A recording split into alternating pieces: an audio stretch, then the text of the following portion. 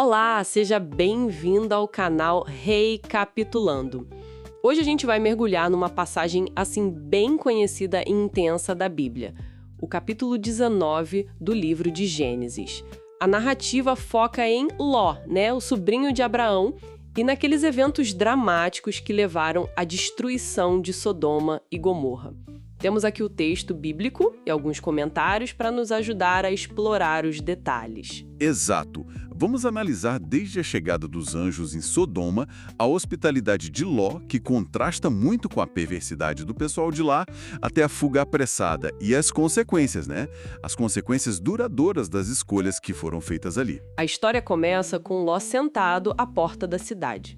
Os comentários indicam que era um lugar importante de socialização, de negócios, e ele vê dois visitantes, que na verdade são anjos. Isso. E ele insiste muito para que passem a noite na casa dele, mostrando aquela hospitalidade tão valorizada na época.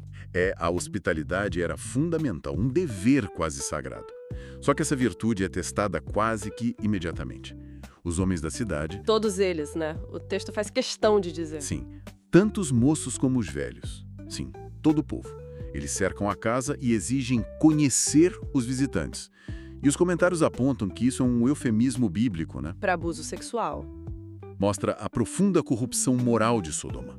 Nossa, e aí vem a parte que choca muita gente. No desespero para proteger os hóspedes, Ló faz uma oferta terrível: entregar as próprias filhas virgens para a multidão. É muito pesado. Como entender isso? Os comentários sugerem que, apesar de ser inexcusável para nós hoje, reflete uma pressão cultural extrema para proteger hóspedes a qualquer custo. E talvez, quem sabe, a própria influência daquele ambiente já sobre o Ló, não. Exatamente. É um conflito de valores ali bem perturbador. E a situação só piora. A multidão ameaça o próprio Ló, chamando ele de estrangeiro que quer bancar o juiz.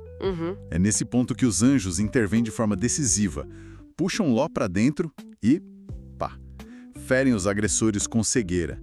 Isso mostra a gravidade da coisa e que era necessária uma intervenção divina ali. E aí os anjos revelam a missão deles: destruir a cidade. Eles falam para Ló fugir rápido com a família. Mas olha que interessante, os futuros genros dele... Eles riem, Exato, acham que ele tá brincando. Mostra como eles estavam céticos e totalmente integrados naquela cultura local. E não só eles, O próprio Ló hesita. O texto diz que ele demorava-se. Os comentários ligam isso a um possível apego às riquezas, ao conforto que ele tinha em Sodoma. Faz sentido. A salvação dele e das filhas é descrita como um ato de pura misericórdia divina, sendo-lhe misericordioso o Senhor. Tanto que os anjos precisam literalmente pegar na mão deles e puxar para fora da cidade. A instrução era clara: fugir para o monte sem olhar para trás de jeito nenhum. Mas Ló ainda negocia. Pede para ir para Zoar, uma cidadezinha ali perto. Sim, ele argumenta que é pequena, que não seria destruída. E durante essa fuga, acontece a tragédia pessoal da esposa de Ló. Ela desobedece, olha para trás e vira uma estátua de sal. Os comentários interpretam esse olhar para trás como um símbolo forte, de apego ao passado que estava sendo condenado, uma falta de fé, talvez, uma advertência sobre a indecisão espiritual, o coração dividido. Entendo. E a destruição de Sodoma e Gomorra com enxofre e fogo é apresentada como esse juízo divino definitivo. Embora alguns comentaristas notem que Deus pode usar fenômenos naturais para cumprir seus propósitos. É mencionado também que Deus se lembrou de Abraão ao salvar Ló.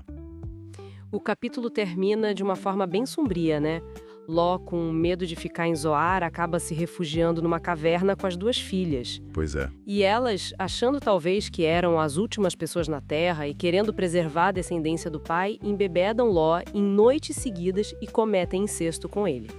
Um final trágico, realmente. Desse ato nascem os Moabitas e os Amonitas, povos que depois teriam muitos conflitos com Israel. E os comentários veem isso como uma evidência triste de que, embora Ló tenha escapado fisicamente de Sodoma... A influência ficou. Exato. A influência moral da cidade persistiu nele e na família, manchando o legado dele. Mostra como o ambiente pode corromper, mesmo depois de um livramento.